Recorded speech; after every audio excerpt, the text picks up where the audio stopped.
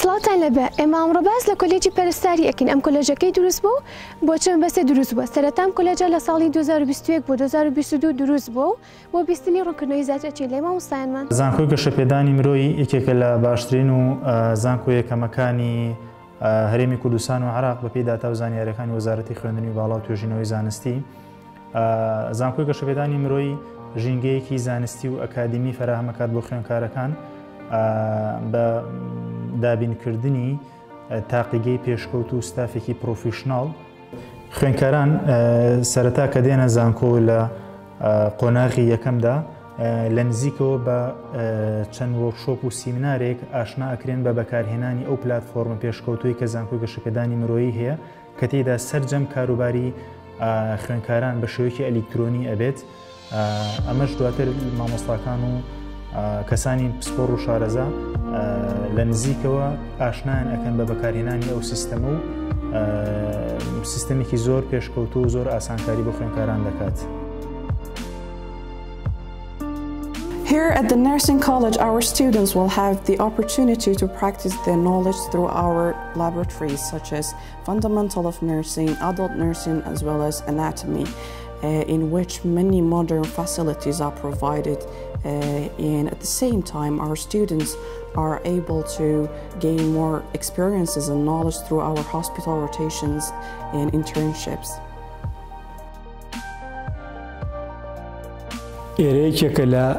تاقیەکانی کۆلێژی پەرستاری کە پێوترێ مختبەری بنەماکانی پەرستاری یاخود فاندەمنتەڵ ئۆف نەرسینگ لاب لێرە خوێندکار بە شێوەیەکی زانستی فێری بنەماکانی پەرستاری و هەموو پرۆسیجەرەکان ئەکرێ لەسەر دەستی مامۆستای شارەزا و پسپۆڕ. بە خێراتنی خوێندکارە نوێیەکانەکەم هیوای تەندروستیەکی باش و سەرکەوتنیان بۆ خوازم. پەیامی من بۆ ئەو خوێندکارانە ئەوەیە هەوڵ بن بە ڕۆحێکەوە بێن بۆ ئەم خوێندنە کە ئەم بەشیان خۆش بوێ، بە تایبەتی بەشی پەرستاری کە من خۆم ئامادەی و معهد و کولیە و ماستەر و کە ئێستاش لە دکتۆرایام هە لە نێرسین هێناومە. زۆر خۆشحاڵە بم ئەو کەسێ یەتە ئەم بەشە بتوانێت ئەم بەشتەی خۆش بوێ حەز بەم ئیشە بکە، چونکە ئەم ئیشە خزمەتێکی ئینسانیە.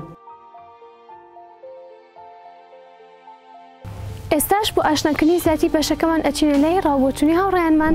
پەرستارە و کەسێک کە بەشی پەرستاری تەواو کردووە بڕوانامەیەکی زانستی هەیە لەو بەشەدا. پەرستار ئەرکی تەواوکردنی کاری پزیشک و چاودێریکردنی دۆخی تەندروستی نەخۆشەکانە، هەروەها هاوکاریکردنی نەخۆشەکانە. لە زۆرینەی وڵاتەکانە پەرستار بە بڕبڕی کەرتی تەندروستی ناو دەبرێت و ڕۆڵێکی زۆر گرنگیان هەیە لە نەخۆشخانەکاندا.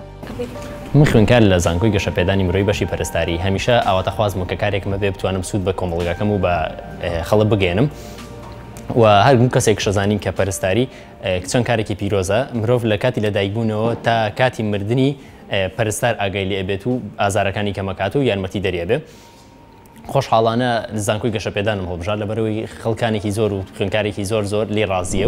هەروە ئێستا باس لە ڕۆڵی پەرستەی کوڕانەکەین لە پیشەی پەرستاریدا و کە زەین لە زۆربەی شوێنەکان وا باوە کە پەرستاران پێویستەکە کەچ بنەوە. کۆربان ڕاستیدا ئەمە هەڵەیە، چکە لە نەخۆشخانەکاندا چەندێک نەخۆشی ئافرەتانمان هەیە، باماش نەخۆشی پیاوانیشمان هەیە، هە لەبەرەوە پێویستەکات کە کوڕانیش هاوشێوەی کچان لەم پیشەیەدا بەشدار بن تاوەکو بێکەوە بتوانین تەندروستێکی باش پێشکەش بە نەخۆشەکان بکەین. و لە کۆتاییدا ئێمە فێری ئەوە ئەکرین کە چۆن بتوانین چارەسەری نەخۆشەکان بکەین و تایبەتمەندەکانیان پارێزین و باشترین خزمەتگوزاریان پێشکەش بکەین. هیواداری سودێکمان بێ ئەوە گەیاندبێ.